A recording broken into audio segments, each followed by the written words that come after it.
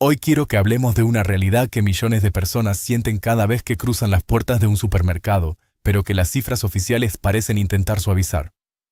La crisis de inflación en Estados Unidos no ha terminado. De hecho, una segunda ola mucho más insidiosa se está gestando justo debajo de la superficie del sistema financiero.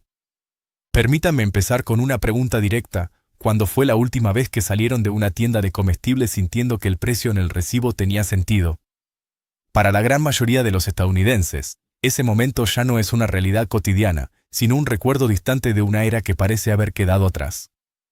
Y hay una razón técnica y específica de por qué nos sentimos así. En este momento, los titulares de noticias nos dirán que la inflación se sitúa en un manejable 2,4% a fecha de febrero de 2026. Técnicamente, esa cifra es correcta. Sin embargo, lo que ese número omite es absolutamente todo lo que importa para su bolsillo. Ese 2,4% describe únicamente la velocidad a la que los precios siguen subiendo hoy, no el tamaño del daño que ya ocurrió en los últimos 6 años. Y esa distinción es, en esencia, la historia completa de nuestra crisis actual. Parte 1. La analogía del choque y el daño acumulado. Para entender la diferencia entre la tasa de inflación y el costo de vida real, imaginemos que estamos conduciendo un coche directamente hacia un muro de ladrillos. Tras el impacto, alguien se acerca y nos da una buena noticia. Felicidades, tu velocidad ha bajado a solo 10 km por hora. El problema es que sigues golpeando el muro.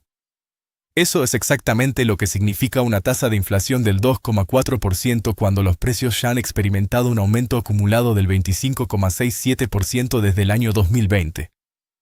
Si hace 6 años gastabas $100 en una compra semanal de alimentos, hoy esa misma bolsa de productos te cuesta $125,67. El valor de su dinero no se encogió un poco, simplemente desapareció una cuarta parte de su poder adquisitivo. Si desglosamos estas cifras por categorías, la realidad se vuelve aún más difícil de digerir. El alquiler de vivienda ha subido un 28,9% desde el inicio de la pandemia. Los costos de los alimentos han aterrizado entre un 20% y un 25% más altos en general, siendo los productos básicos como la carne, los lácteos y los huevos los más afectados. Solo en 2025, los servicios médicos y hospitalarios registraron su mayor incremento anual desde 2010, subiendo un 6,7%. Incluso pequeños lujos cotidianos se han vuelto prohibitivos. El café y el té subieron un 11,8% en un solo año, y la carne de res registró un aumento del 14,4% respecto al año anterior en febrero de 2026. En ciudades como San Diego, Tampa y Miami, el aumento acumulado de precios supera el 30% desde 2020. Estos no son casos aislados, son los lugares donde millones de jubilados decidieron vivir precisamente porque el costo de vida parecía manejable. La cifra oficial mide la velocidad del fuego, pero ignora por completo el tamaño de la casa que ya se quemó. Parte 2. La fragilidad del sistema y la historia de los huevos. Nada captura mejor esta crisis que lo ocurrido con un producto tan básico como los huevos. Muchos podrían pensar que es un detalle menor, pero la historia del huevo es en realidad una lección sobre lo frágil que es el sistema de suministros global. Durante décadas, el precio de una docena de huevos se mantuvo estable por debajo de los $2. Era una constante en la vida americana. Todo cambió a principios de 2022 con la llegada de la gripe aviar H5N1, el mayor brote registrado en la historia de Estados Unidos. Debido a las normativas federales que exigen el sacrificio de bandadas enteras ante un solo contagio, el suministro colapsó. Para enero de 2023, el precio ya había alcanzado los $4,82 por docena. Pero lo peor estaba por venir. En marzo de 2025, el precio llegó a la cifra récord de $6,23 por docena. Estamos hablando de un producto que costaba 88 centavos en 1980. Aunque para febrero de 2026 los precios han retrocedido a unos $2,50 y los medios lo celebran como una victoria, la realidad es otra. El regreso a los $2,50 no es una vuelta a la normalidad, es un recordatorio de que cualquier interrupción en una sola cadena de suministro puede triplicar el precio de un artículo básico en menos de 3 años. La lección no es el precio en sí, sino la fragilidad estructural que nadie vio venir y nadie pudo detener. Parte 3. La trampa inmobiliaria y el sueño imposible. La vivienda es el punto donde la crisis deja de ser una molestia en el supermercado para convertirse en un cambio generacional irreversible. Desde 2019, los precios de las casas en todo el país han subido un 60%. En 2024, el precio medio de una vivienda unifamiliar existente alcanzó el récord de $412,500. Investigadores del Centro Conjunto de Estudios de Vivienda de Harvard han sido inusualmente directos. El precio medio de la vivienda se sitúa ahora en 5 veces el ingreso medio familiar. Históricamente, la regla de oro para los compradores era que una casa no debía costar más de 3 veces sus ingresos. Hemos pulverizado ese marcador. Image, Graphs Showing Home Price to Income Ratio 1980 versus 2026. A esto debemos sumar el impacto de las tasas hipotecarias. En junio de 2021, podías obtener una tasa del 2,99%. Para junio de 2025, esa tasa se había duplicado al 6,82%. En una hipoteca típica de $300,000, ese cambio añade aproximadamente $580 extras al mes. El aumento de precios y el encarecimiento del crédito llegaron al mismo tiempo mientras los salarios permanecían estancados. Hoy, una familia que gana el ingreso medio nacional de unos $74,200 necesitaría gastar el 34% de sus ingresos brutos solo para cubrir la hipoteca de una casa nueva de precio medio. Para las familias de ingresos bajos, esa cifra sube al 67%.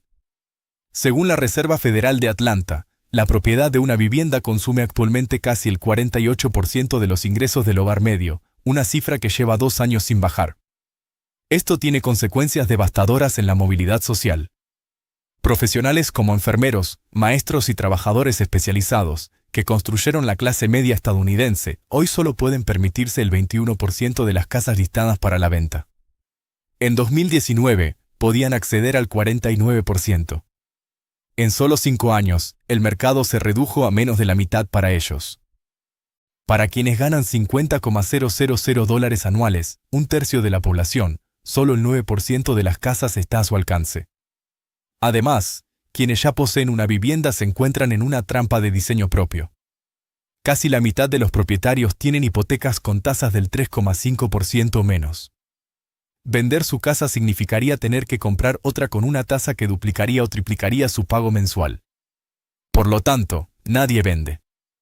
El inventario se mantiene bajo, los precios no caen y quienes esperan para entrar en el mercado se quedan fuera indefinidamente.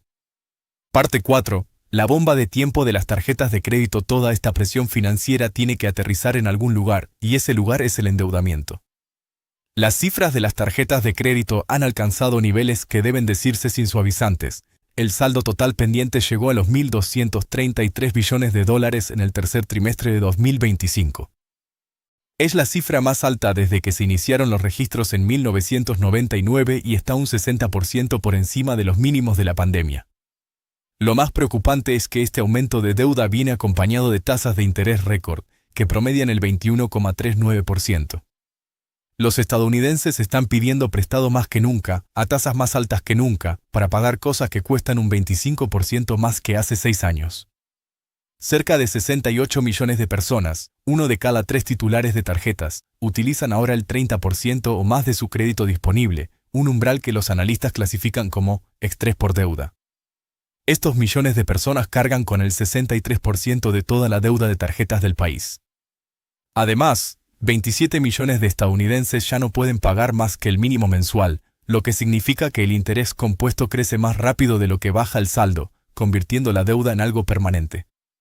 La deuda total de los hogares, incluyendo hipotecas, se sitúa ahora en un récord de $6,59 billones. No es de extrañar que el 32% de los estadounidenses espere que sus finanzas empeoren en 2026, el mayor nivel de pesimismo registrado desde 2018. Casi 2/3 de la población señalan a la inflación como su principal preocupación. No son personas que lean mal la economía, son personas que han visto subir sus saldos de tarjetas solo para mantenerse al nivel de una vida que no deja de encarecerse. Parte 5. La segunda ola y el impacto de los aranceles. Todo lo descrito hasta ahora cubre el daño de la ola anterior. Lo que realmente preocupa a los economistas serios hoy es la ola que se forma bajo la superficie impulsada por los nuevos aranceles. La Tax Foundation ha descrito la ronda actual de aranceles como el mayor aumento de impuestos en Estados Unidos, como porcentaje del PIB, desde 1993. Según Michael Feroli, economista jefe de JP Morgan, las tasas arancelarias efectivas han saltado de un 10% a más del 23%, el mayor incremento desde 1968. Image. Maps showing flow of goods and tariff impact points. Esto se traduce directamente en los precios al consumidor. JP Morgan estima que estas medidas podrían añadir entre un 1% y un 1,5% adicional a la inflación solo en 2026, acumulándose sobre todo lo que ya ha subido. Otros expertos, como Bill Adams de Comerica Bank, proyectan entre un 3% y un 5% más de inflación en los próximos 18 meses debido a los aranceles. Jeffrey Frankel, de la Universidad de Harvard, advierte que el impacto de los aranceles no se limita a los productos importados. Su análisis encontró que cuando los bienes importados suben de precio, los sustitutos fabricados en Estados Unidos también suben, ya que los fabricantes locales aprovechan el margen para incrementar sus beneficios. Según Frankel, gran parte del daño de los aranceles de 2025 se ha retrasado y llegará con toda su fuerza en 2026. Y aquí volvemos a conectar con la vivienda. Se estima que los aranceles añadirán entre $10,000 y $25,000 al costo de construcción de una nueva casa unifamiliar. Estamos ante una crisis de asequibilidad en la construcción nueva, superpuesta a una escasez de inventario existente y agravada por los altos costos de endeudamiento. Cada problema alimenta al siguiente en un ciclo vicioso. Parte 6. La incertidumbre de la Reserva Federal. La posición de la Reserva Federal explica por qué esta situación no se resolverá tan fácilmente como sugieren los titulares optimistas. Tras subir las tasas 11 veces consecutivas entre 2022 y 2023 para frenar el pico de inflación del 9,1%, la Fed realizó 6 recortes entre 2024 y 2025, situando la tasa entre el 3,50% y el 3,75%. Sin embargo, a fecha de marzo de 2026, la Fed ha decidido mantener las tasas estables y ha revisado su pronóstico de inflación para el año al alza, del 2,4% al 2,7%. El propio Jerome Powell ha admitido la incertidumbre, mencionando que nos enfrentamos a un choque energético de tamaño y duración desconocidos. Prácticamente, esto significa que el Banco Central espera ahora más inflación de la que preveía hace apenas unos meses. La historia nos da una advertencia importante. En la década de 1970, la Reserva Federal recortó las tasas prematuramente al ver una caída en la inflación, solo para que ésta volviera a subir con más fuerza de la que había bajado.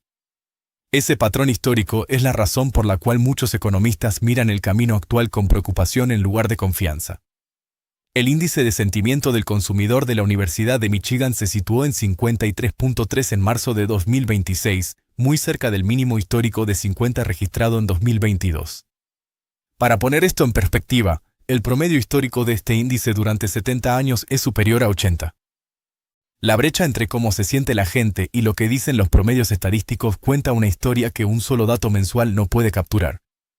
Las expectativas de inflación para el próximo año subieron al 3,8% en marzo, el mayor incremento mensual en casi un año.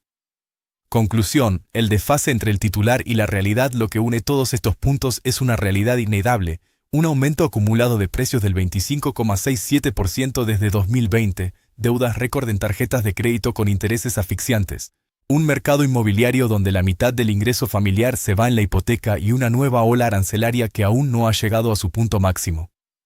La cifra oficial del 2,4% no es técnicamente mentira, pero el problema es lo que deja fuera. Mide la velocidad actual de los incrementos, pero ignora 6 años de daño acumulado y la presión que se está gestando para los próximos 12 meses.